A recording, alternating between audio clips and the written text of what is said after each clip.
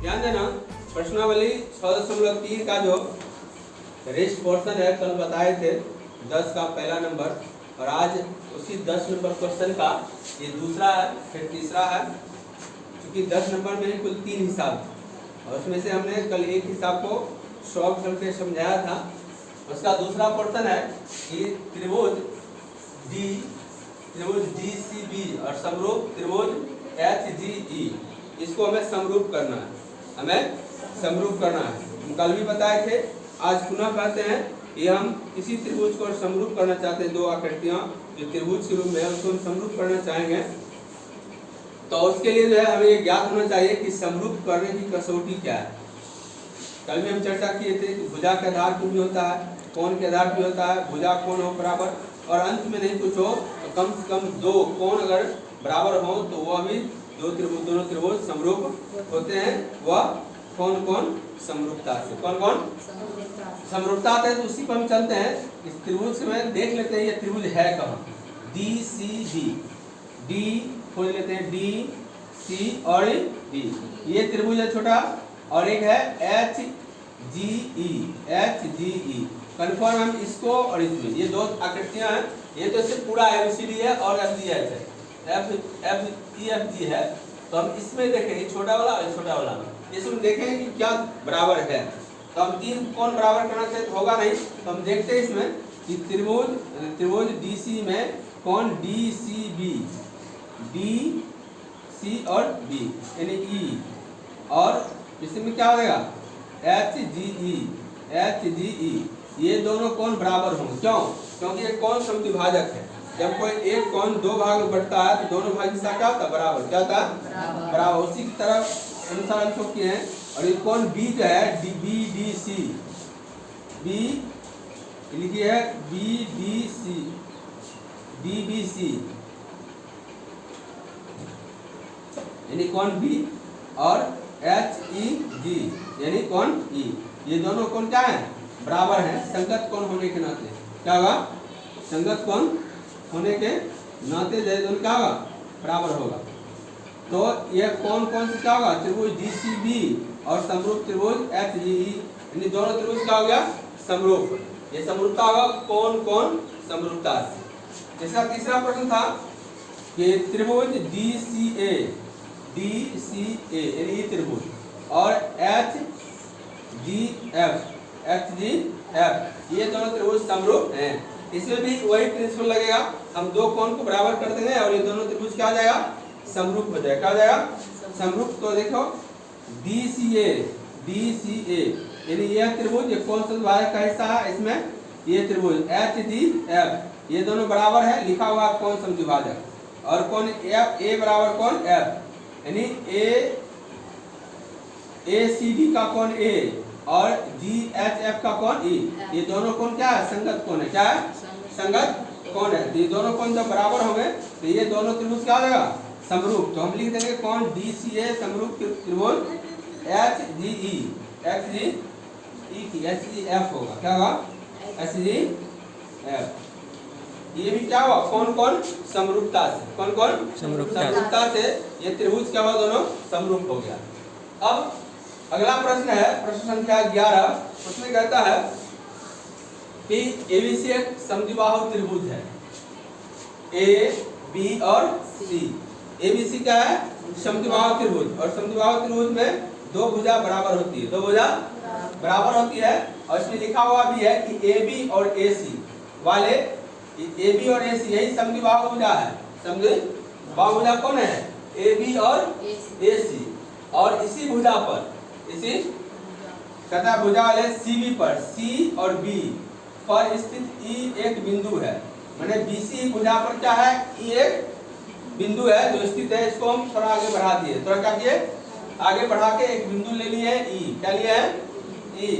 और यदि AD लंब BC, AD यानी AD जो है वह BC पर लंब है, और EF लंब AC, EF जो बनेगा वह AC पर लंब है। तो लंब होगा तो यहाँ जो बिंदु हम लिए थे इसको क्या करेंगे?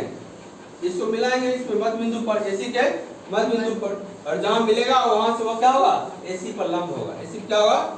लंब होगा। ठीक है। इसके बाद प्रूफ हमको करना है कि ए बी डी और ई सी एफ यानी ये त्रिभुज और ये त्रिभुज ये दोनों क्या है? समरूप है। क्या है? समरूप है। हम बताए हुए समरूप की परिभाषा ने क्या बताए हुए हैं कि वह आकृति जो देखने में एक समान हो, छोटा बड़ा हो, इससे हमें कोई फर्क नहीं पड़ता है, सिर्फ उसकी बनावट जो है एक जैसा होना चाहिए। ठीक, तो हम देखते हैं प्रूफ में कि त्रिभुज ABC में ABC कौन ए बी बराबर AC और कौन B बराबर कौन C, ये सब गिवन होगा। क्या होगा? गिवन। जब ये समद्विबाहु है तो ये बातें होगी, उसके बाद त्रिभुज ABD और ECF में अब हम जिस त्रिभुज को हमें समरूप करना है उसी त्रिभुज में हमें देखना होगा। ठीक है, तो हमको साबित करना है क्या कि त्रिभुज ABD और समरूप त्रिभुज ECF। तो इसी में हम देखते हैं, क्या देख रहे हैं कि कौन ADB लंब है तो ये 90 डिग्री होगा, लंब है तो 90 डिग्री होगा। और इस त्रिभुज का क्या होगा? उस साइड का त्रिभुज क्या होगा? इसका EFC ये त्रिभुज, ये दोनों क्या होगा? 90। क्या होगा? 90। क्यों होगा? क्योंकि लंब है। क्या है? लंब है। और कोई लंब क्या होता है? कितना डिग्री का? 90 डिग्री का।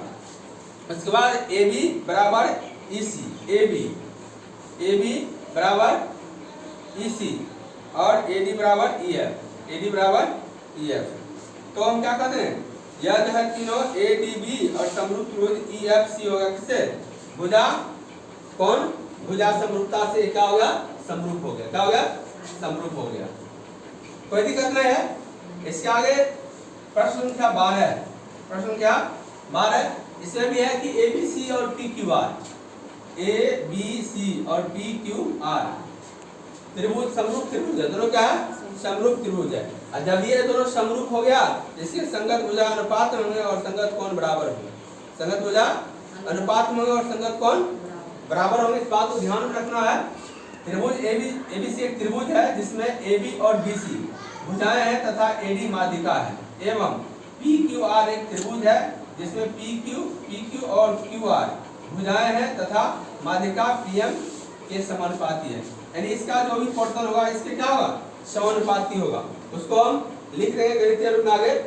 इसमें साबित करना है कि त्रिभुज ABC और वह समरूप है त्रिभुज PQR, यानी ABC और त्रिभुज PQR दोनों क्या है? समरूप है। ध्यान देना, इसमें दोनों त्रिभुज में AD और PM माध्यिका है। AB बटे PQ,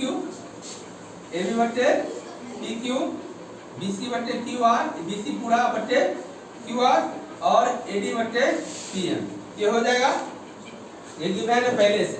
अब यहाँ पर देखेंगे कि BC बटे QR और QR BC किसके वैल्यू है? CD या BD करें इसका 2 गुना होगा, यानी BD बराबर CD बराबर BC बटे 2। ऐसा आप लिख सकते हैं, नहीं लिखेंगे जी? BD यानी BD और CD ये दोनों बराबर है और ये दोनों जो है BC का आधा है। BC का आधा, वही बात लिखे हैं कि BC बराबर 2BD। इसको जब हम गुना करेंगे तो 2BD करें या 2CD करें, ठीक है? बात बराबर दोनों में से किसी को कम लेंगे। ठीक है, तो वही बात हमने यहाँ पे लिखा है। जब इस त्रिभुज के साथ ऐसा होगा तो इसके साथ भी उसी प्रकार से हम करेंगे। तो यहाँ पे लिखते हैं 2QM, ये दोनों हट गया, और BC बटे QR बराबर BD बटे QR एक मान लेते हैं। त्रिभुज ABD समरूप त्रिभुज PQM, ABD और समरूप त्रिभुज PQM। जब ये समरूप होगा तो उसका क्या कोण? ये संगत कोण क्या है? बराबर। क्या है? बराबर। तो कोण B बराबर कोण Q। अब यहाँ पर देखते हैं कि ABC और PQR में, तो ABC और PQR में क्या है? AB बटे PQ और BC बटे PR। कोण B बराबर कोण Q। इस तरह से क्या होगा? त्रिभुज ABC समरूप त्रिभुज PQR। तो इस तरह से आज हमने जाना कि प्रश्न नंबर 603 का 10, 11 और 12 ये तीनों नंबर के हिसाब किस प्रकार बनाया जाता है। अगर तुम लोग किसी प्रकार की समस्या हो तो आप हमको जो है कमेंट बॉक्स में लिखकर सूचित कर सकते हैं। धन्यवाद।